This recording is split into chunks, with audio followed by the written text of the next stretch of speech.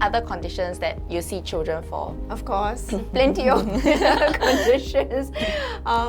One of my pet subjects is autism. So they come with autism, and we do the behavioral management for them, and we would journey with the parents, because sometimes parents are very lost, and with autism you have a team that is helping the child.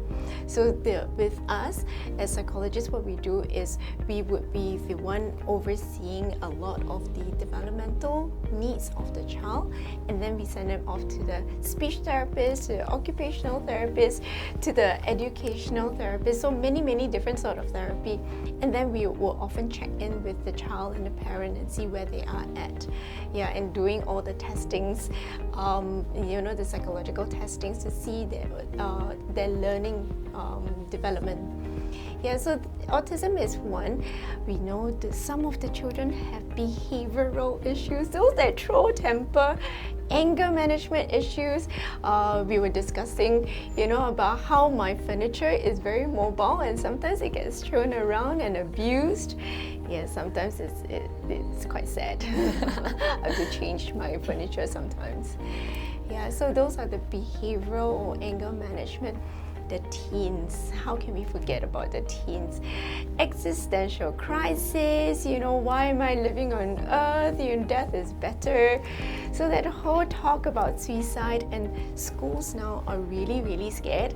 So they'll tai chi, they don't send, they tai chi to us and say, are they fit to come back to school? Because sometimes they do attempt in school, or they self-harm in school, or they climb over the rail and sit there and contemplate about life, and they don't know whether the school doesn't know whether they're going to jump or not. Yeah, so these are a few things that we do, the more interesting ones.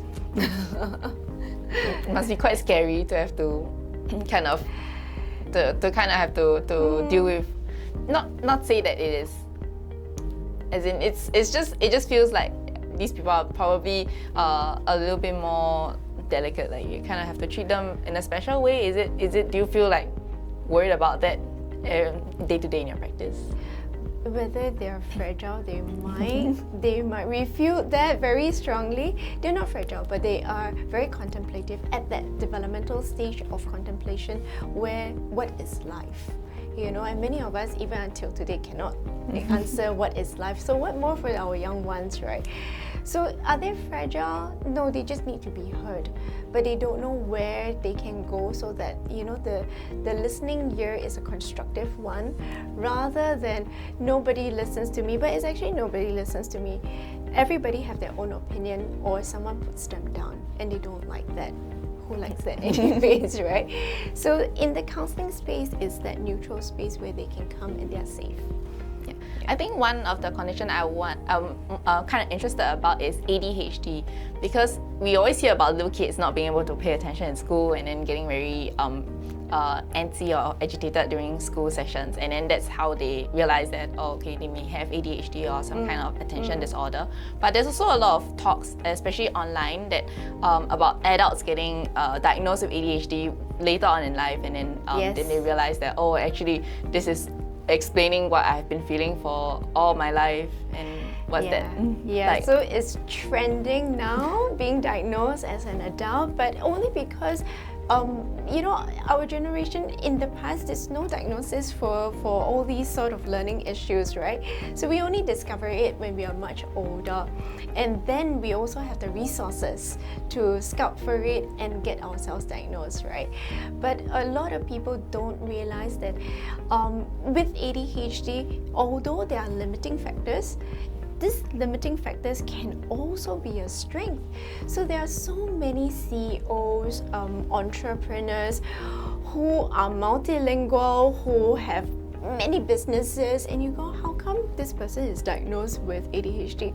But precisely because they have ADHD, therefore they are able to do so many different things, which is pretty awesome. So they are the ones that cannot sit still, and they harness their energy, and they are able to really hyper focus. So there's another part of ADHD that many people don't realize, the hyper focus.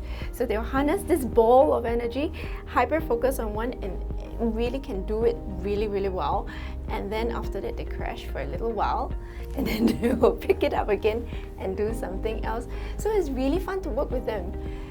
So as you know, all the Singaporean parents are kind of worried about how their children will grow and develop, right? Is there any way that they can kind of support their children's growth and development in a home setting? Is there any techniques that you can kind of glean upon us? I think I like the part where parents of primary school students, okay, will come and say, I want to do something, and they panic when I say do nothing. Do nothing doesn't mean neglect your child, but let us not hover over our children, because sometimes the children say they feel very smothered, you know. So just really giving them some space. And I say, yeah, I give them a lot of space. I know. They nag all the time. So parents will nag about this, about that, and they are not even aware. So the first thing is to step back, you know, and not hover. And the other one is to listen to your children. How many times parents would talk over their children because we're so hard pressed for time? We just want to get things done. So we will say, do this, do this, do this. The kid will tell us, yes, but, and then go, no questions. You do this and that. So we tend to talk over our children. But do we actually listen to our children? So sometimes the children find that they are emotionally neglected in that way. Maybe it's too harsh, but that's how some of the children have put that across. So listen without your devices.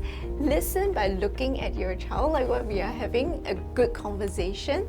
Listen, you know, just being very present and not thinking about your work or being distracted by everything else. So really just being there with your child. And the last one is for all the parents, please rest. And staring right at the camera there. Because when you don't rest, you're irritable, you're tired, you are exhausted, you cannot think clearly. And how are you going to parent when you are not able to think clearly? You just go process driven. But being a parent is not process driven, it's very dynamic. So the parent really has to rest. Many parents are exhausted.